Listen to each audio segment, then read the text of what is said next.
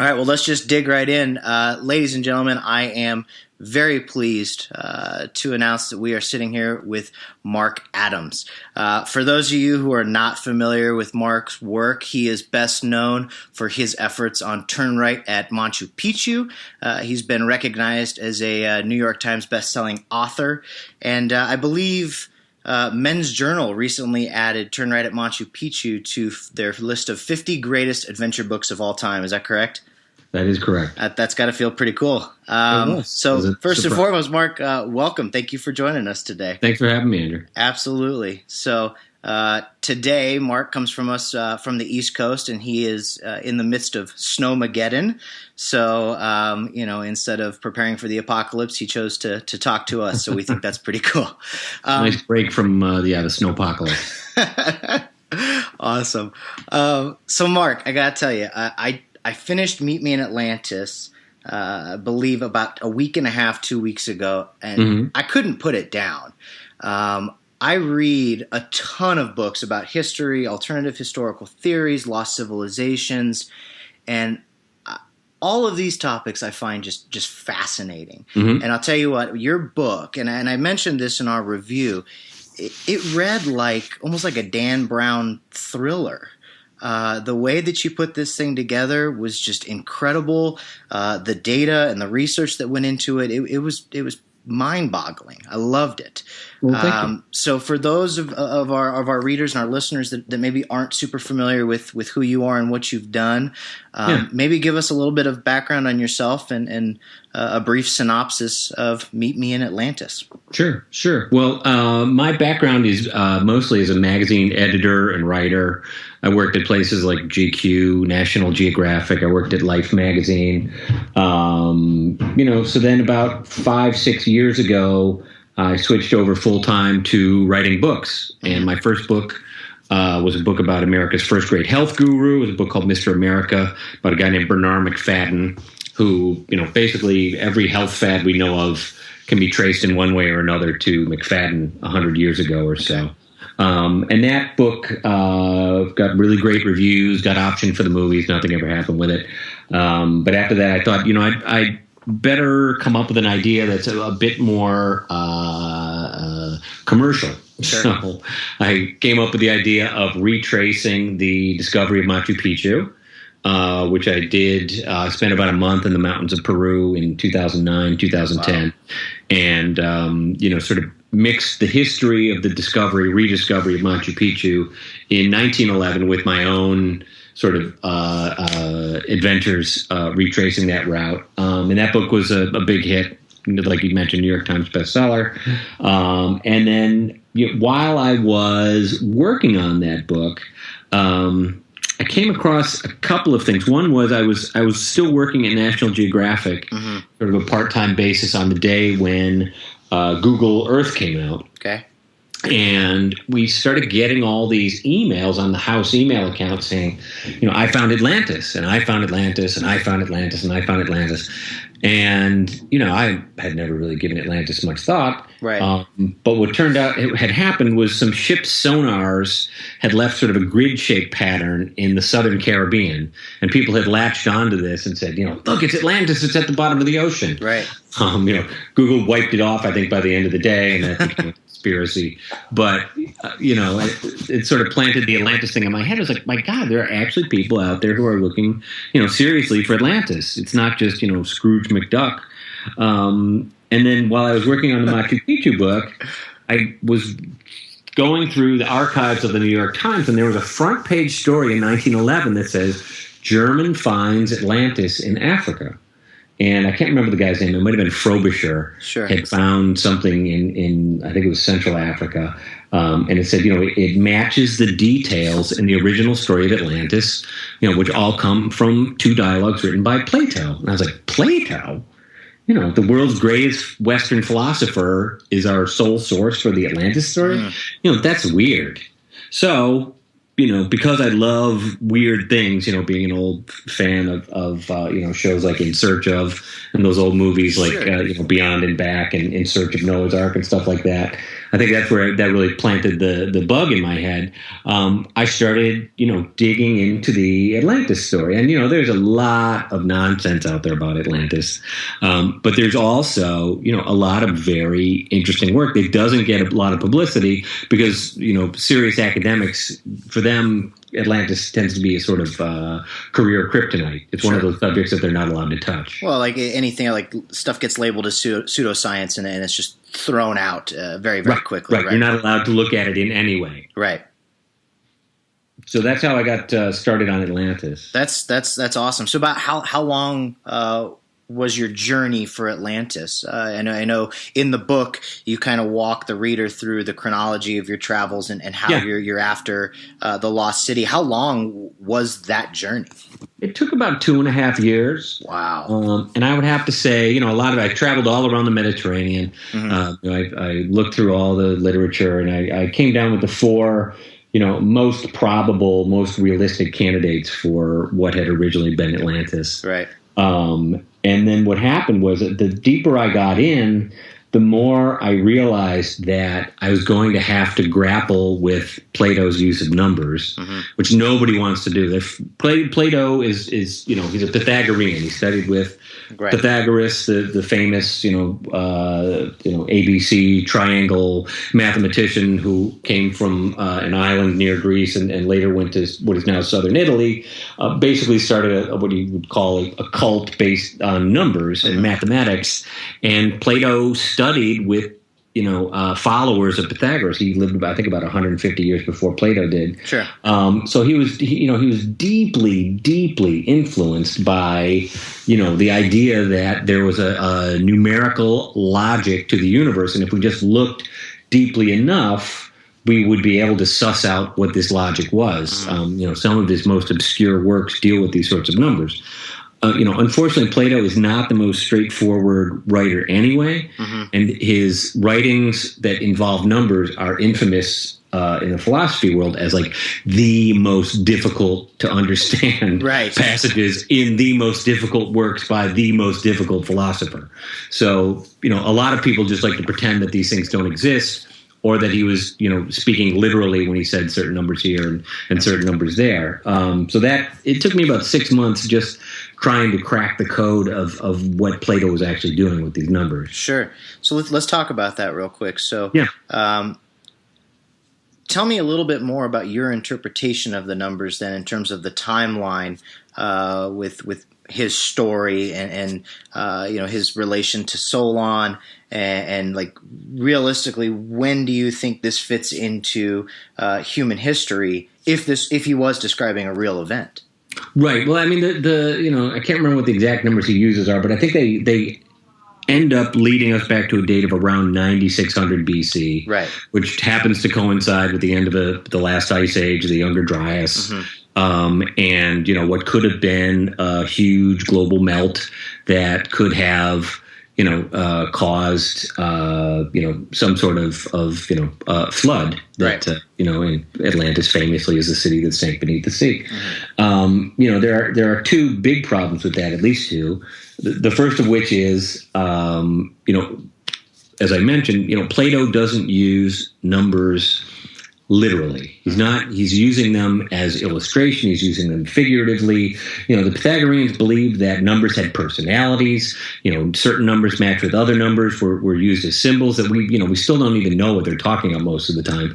We just have little scraps of them. Like, the pentagram is has been passed down to us through numerology. All of that can be traced back to the Pythagoreans. They were the ones who were looking for this source code behind the universe. So to take to think that Plato is using numbers like we use numbers is just not the case. And history was not even written down until about 100 years before Plato was born. So the idea that this could be passed down verbatim for 9,000 years at the very least is a stretch. Right. The other big problem is that at the end of an ice age, the seas don't rise suddenly. An island does not suddenly sink. It sinks bit by bit by bit. And while there are some theories like, the Black Sea, was breached at the Dardanelles and things like that, there are enough geographic hints in Plato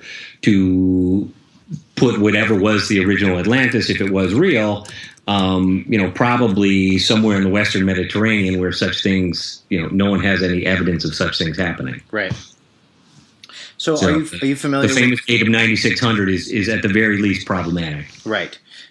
So when you mention the end of the last ice age, and the rise of the oceans would be more slow and steady, and it wouldn't be like a cataclysmic swallowing of the island.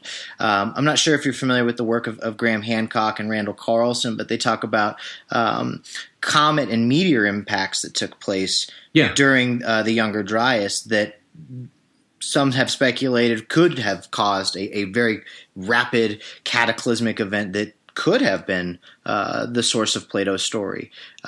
Do you think that's like we're looking more at coincidental pieces because back to the numbers and Pythagorean, or do you think that we're there's some stuff that warrants some investigation there? I think that if any time we try to use Plato's numbers literally, you're going down a rabbit hole. Sure, you're not going to get your head out. Sure. In terms of his description of an island that sank due to earthquakes and floods in a single night, that absolutely could coincide with some sort of natural disaster. It could be a comet impact in the ocean. The Holocene Impact Working Group, I think they're called, has done some very interesting work with that. With the Burkle crater in the Indian Ocean, right? Which also tends to. There's an archaeologist named Bruce Massey who's still compiling all of these ancient flood stories, but he's got dozens and dozens of them in bits and pieces. All seem to fit back to this original possible impact around 2807 BC, I think it was, in the Indian Ocean. There's most serious academics who will even talk about Atlantis pin it to the Santorini explosion, roughly 1600 BC. Depending on whether you date it by carbon dating or by ceramics. It's possible that part of the story relates to that, but Plato was very familiar with volcanoes and doesn't mention a volcano in Atlantis. He talks about earthquakes and floods. It absolutely sounds like some sort of earthquake followed by a tsunami event. Right. If the original kernel of truth of the Atlantis story is rooted in fact, then that seems to me like a very possible situation. Sure. Cool. So let's segue real quick into back to the book now. You walk the reader through all of these different relationships and interactions with Atlantologists and your journey. And of these interactions, your connection with Tony O'Connell, I thought was just fascinating.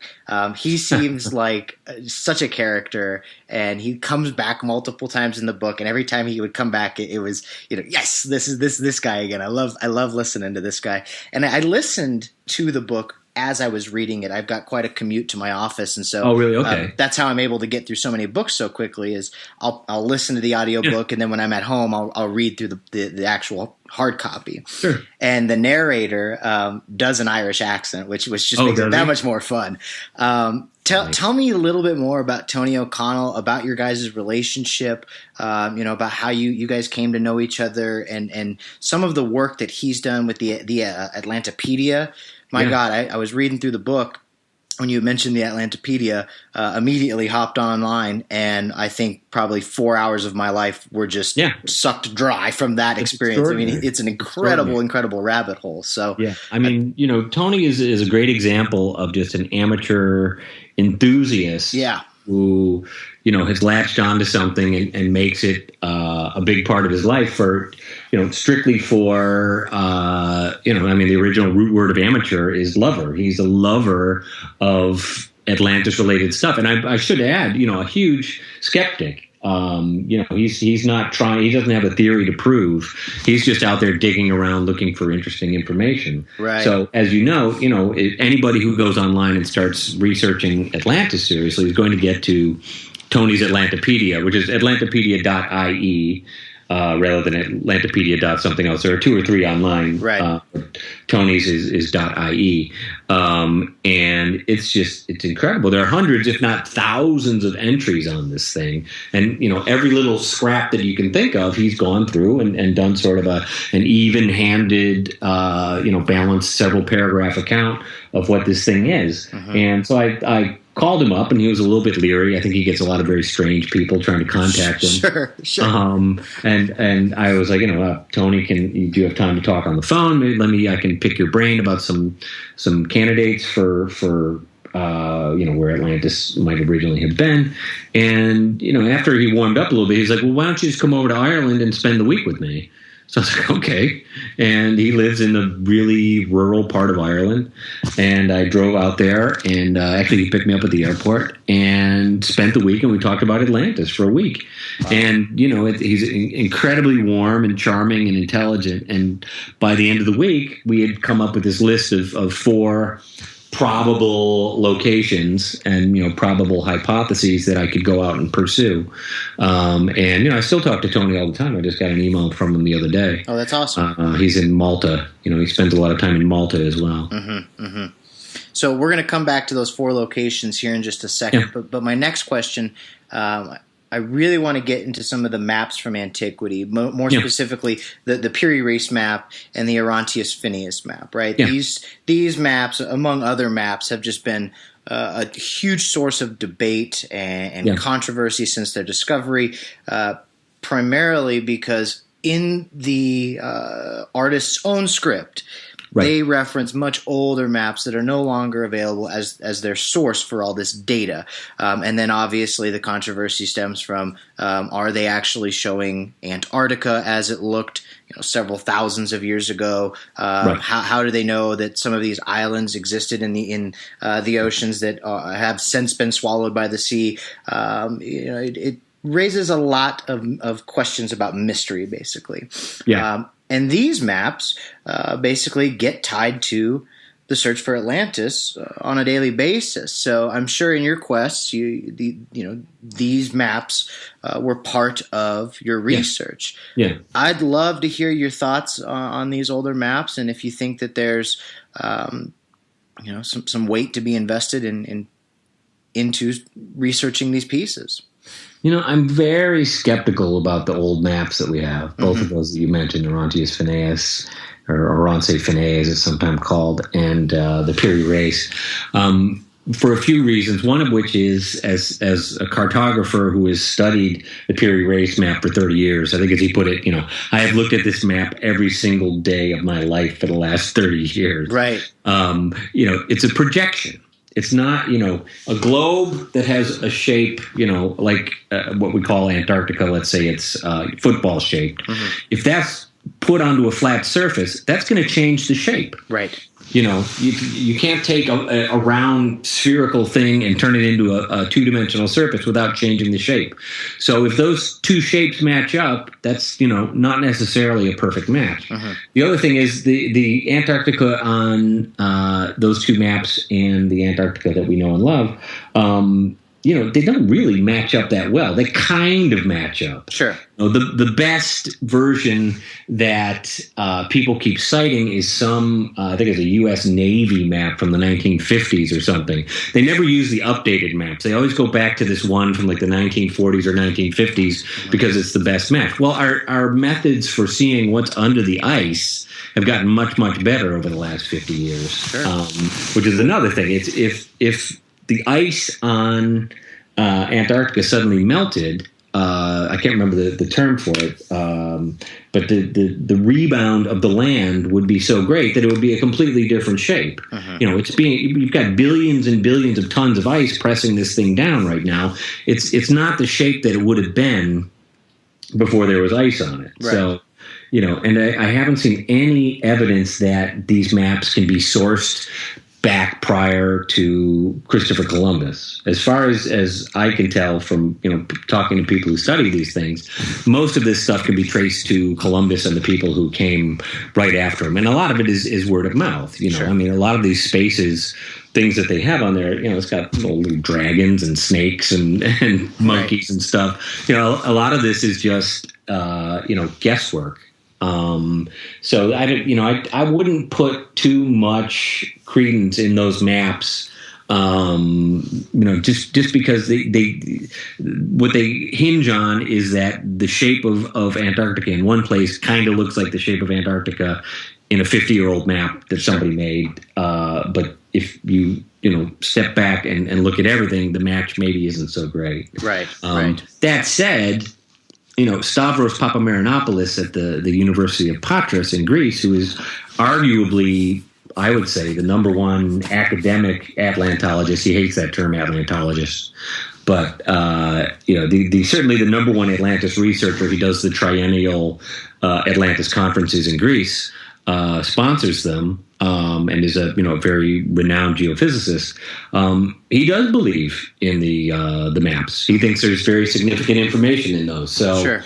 I could be wrong and he could be right. My general feeling is that the match is just a little too convenient. Sure, and maybe just like with everything else, it's matter of opinion, or perception is reality, right? I mean, it just depends on who's looking at them and how they're interpreted. So, yeah, the more you want it, the more you're likely to say, "Oh, look, it's a perfect match." Right. I mean, I can't remember who said it, but if you're looking for something specific, right? If you're really hunting for something, you're going to be looking at everything through a certain type of filter, basically, right? Of course. And so it makes identifying it that much easier. Yeah. Well said. So let's go back to, you mentioned your time with Tony. You guys had identified basically the 4 sites that warranted almost boots on the ground research. Yep. Tell us about those 4 sites, and which one of those, I guess, is the most intriguing to you for the actual location of Atlantis. Well, there's all 4 are intriguing. What we came down to was, the classic Santorini, which is the one site that you'll see on like National Geographic specials and Discovery Channel and that sort of thing, because it's the only one that has actual archaeological evidence that something happened, a disaster happened around 1600 BC. For those people who don't know, it's called the Thera explosion, an island now known as Santorini. Essentially is a volcanic crater that blew sky high. There are ancient myths from all around the Eastern Mediterranean that describe what's going on. And some people think, okay, an island nation like Atlantis, destroyed in a day and night, great, naval power. Okay, that's a pretty good match. Certainly word would have gotten, back to Plato, handed down over 1,000 years or whatever. And so I went there and it's intriguing, but, there are a lot of things that don't really match up with Santorini either once you start to look at other places. Then we went to Malta, where Tony O'Connell introduced me to his friend Dr. Anton Mifsud, pediatrician. And Anton has made a very compelling case that Malta was the original Atlantis. What a lot of this hinges on are the geographical clues that Plato gives in the story. He says it's, opposite the Pillars of Hercules, or Heracles as the Greeks say, and in the Gadiran country, near Gades in the ancient world. So if you put the Pillars of Hercules at like the Straits of Messina, or at Sicily and what is now Tunisia, then Malta is a perfect candidate. And Malta seems to have been hit by a couple of watery cataclysms in its antiquity. We know that its population was wiped out completely at least once by some sort of cataclysm, so that certainly matches. The other 2 are, there was a German IT specialist named Michael Hubner, who's a specialist in probability theory. Late Michael Hubner, he actually died a couple years ago.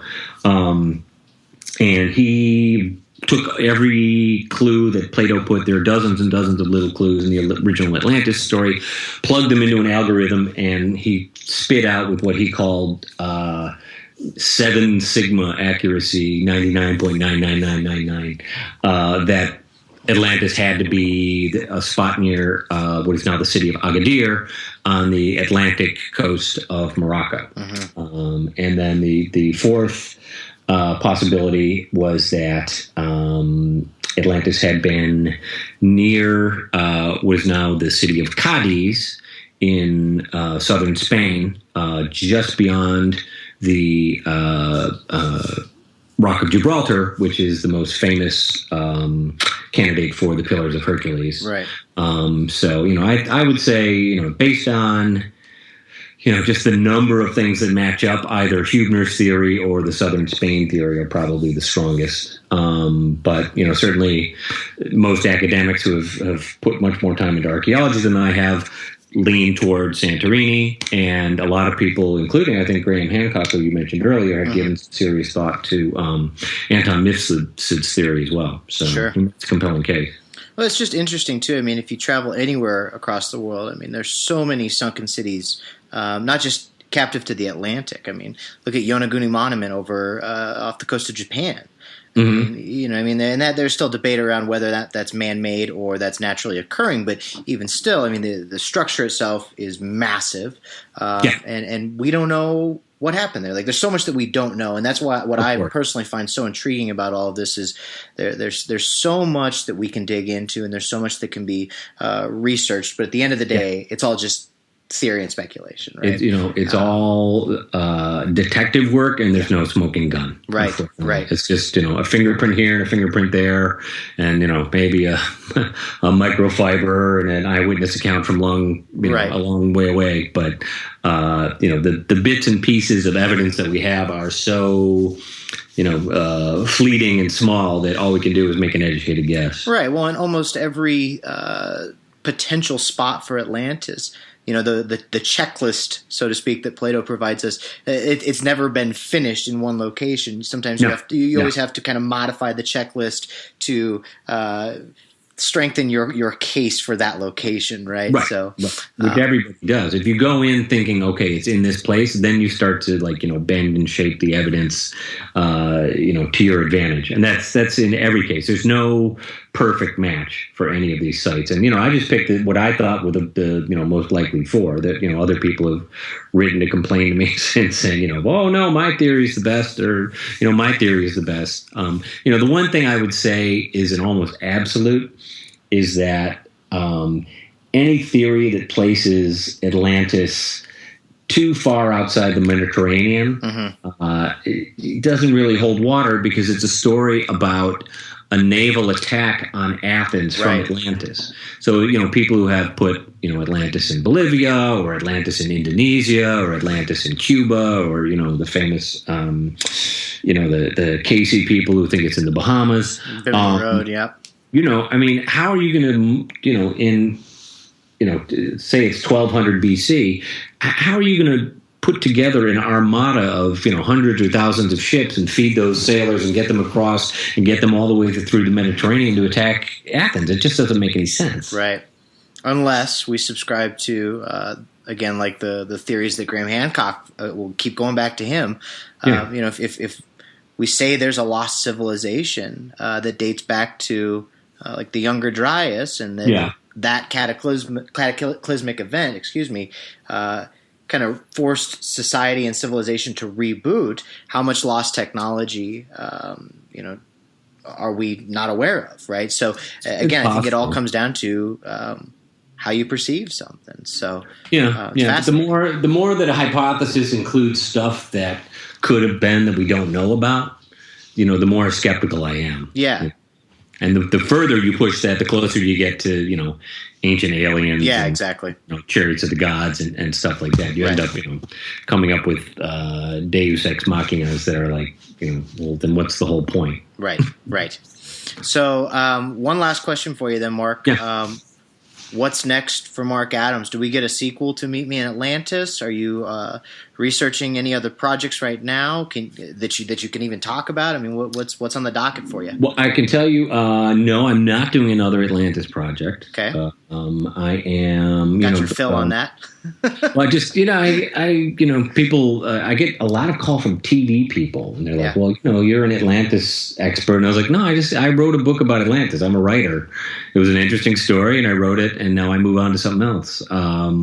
So my next story is going to be a little bit more like Turn Right at Machu Picchu. I'm going to be recreating an expedition that the industrialist Edward Harriman put together to Alaska in 1899, where he sort of put together this Noah's Ark of experts that included top scientists, naturalists, forestry experts, people like that, botanists, and put them on this luxury boat and just took them into the farthest stretch of American territory in 1899 and went exploring. So I'm going to recreate that this summer. And it's an interesting story because it's sort of where John Muir, who was on the boat and sort of the founder of American conservation, has just publishes his most influential essays. And then you've got Edward Harriman, who is like the crown prince of industrialism, coming together on this boat together. And it's the first big clash of commerce and conservation. And, Atlantis, Alaska is still sort of ground zero for that for us. And a lot of things are going on up there that will have a big impact over the next 50 to 100 years. Very cool. So research starts this summer, or recreating that starts this summer. Yep. When can we expect you to publish? Yeah, that'll be, I've got a contract and all that. I would guess that'll be out in late 2017, early 2018. Very cool. Very from cool. Penguin Books, yeah. And then I'm also working on a couple of possible TV things based on Atlantis and Machu Picchu. But TV, the difference between books and TV is in books they want to make a deal right away and figure out what it is, and then you have as long as you want to write it. And in TV, it takes forever to figure out what they want, and then they want it right away. Right. So. Two different worlds right there. We've been talking about this, for months and months and months. So yeah. We'll see. Very cool. All right, well, ladies and gentlemen, that was Mark Adams. You can pick up both Meet Me at Machu Picchu, Turn Right at Machu Picchu and Meet Me at Atlantis from stores like Barnes & Nobles, Amazon.com. We will include links here on this page as well. Mark, thank you so much for your time today. It was awesome chatting with you and getting some insight on the theories and the story of the journey that went into Meet Me at Atlantis. We really appreciate it. Awesome. I appreciate you having me, Andrew. Absolutely. Anytime. Very good.